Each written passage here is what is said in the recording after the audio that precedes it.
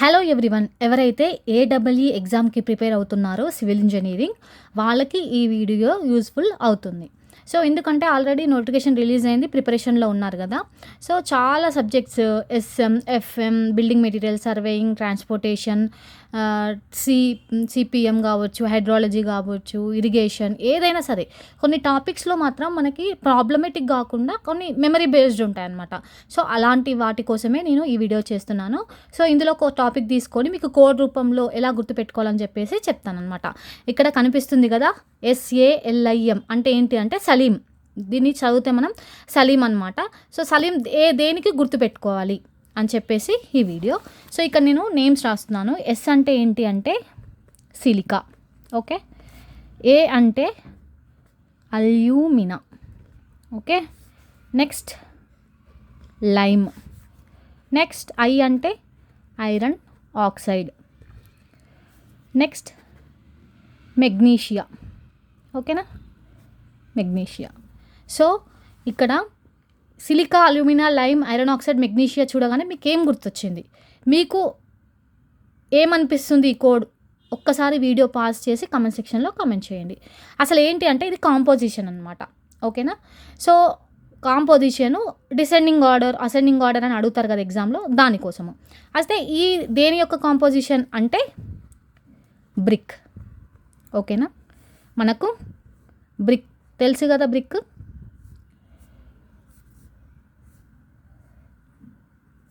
This is brick.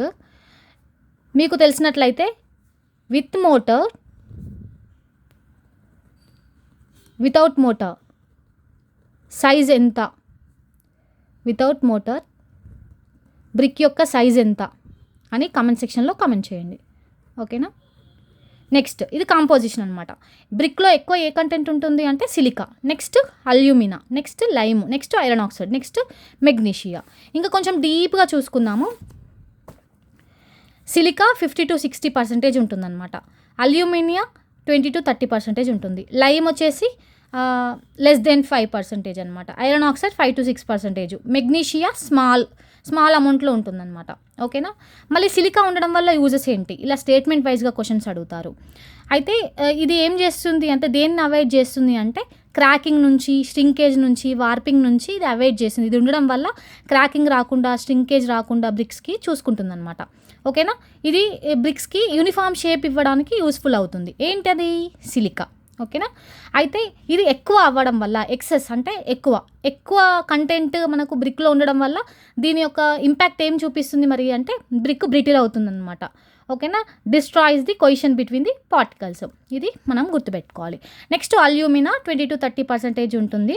అయితే ఇది ఏం చేస్తుంది అంటే ఇంపార్ట్స్ ప్లాస్టిసిటీ ఈజీలీ మోల్డెడ్. అంటే బ్రిక్ ఈజీగా మోల్డ్ అవ్వడానికి ఈ అల్యూమినా అనేది మనకి యూస్ఫుల్ అవుతుంది అనమాట బ్రిక్స్కి. ఓకేనా. నెక్స్ట్ ఇది ఎక్కువ అవ్వడం వల్ల, excess amount of alumina used in the bricks వల్ల ఏమవుతుంది అంటే రా బ్రిక్స్ ఉంటాయి కదా, ఆ బ్రిక్స్ అంటే పచ్చివి స్ట్రింగ్స్ అండ్ వార్ప్ అయ్యే అంటే strings and warp during burning and drying అనమాట. ఓకేనా. స్ట్రింగ్స్ అవుతాయి. ఒకవేళ అల్యూమినియా కంటెంట్ ఎక్కువ ఉండడం వల్ల బ్రిక్ స్ట్రింక్ అయ్యే ఛాన్స్ ఉంటుంది, వార్ప్ అయ్యే ఛాన్స్ ఉంటుంది అనమాట. ఎప్పుడు? బర్నింగ్, డ్రైయింగ్ అయ్యే టైంలో. ఓకేనా. Next lime less than 5%. ఇది ఏం చేస్తుందంటే స్ట్రింకేజ్ రాకుండా చూసుకుంటుంది అనమాట రా బ్రిక్స్కి. ఓకేనా. నెక్స్ట్ ఒకవేళ ఈ లైమ్ కంటెంట్ ఎక్కువ ఉండడం వల్ల ఏమవుతుంది? బ్రిక్ యొక్క షేప్ లాస్ అవుతుంది. నెక్స్ట్ ఐరన్ ఆక్సైడ్ 5-6% ఉంటుంది. So, ingredients to fuse during burning process imparts red colour. అసలు బ్రిక్ రెడ్ కలర్గా ఉండడానికి కారణం ఏంటి? ఐరన్ ఆక్సైడ్ అనమాట. గుర్తుపెట్టుకోండి. ఒకవేళ ఐరన్ ఆక్సైడ్ ఎక్కువ ఉండడం వల్ల ఏ కలర్ వస్తుంది? డార్క్ బ్లూ అన్న, బ్లాకిష్ అన్న. ఓకేనా.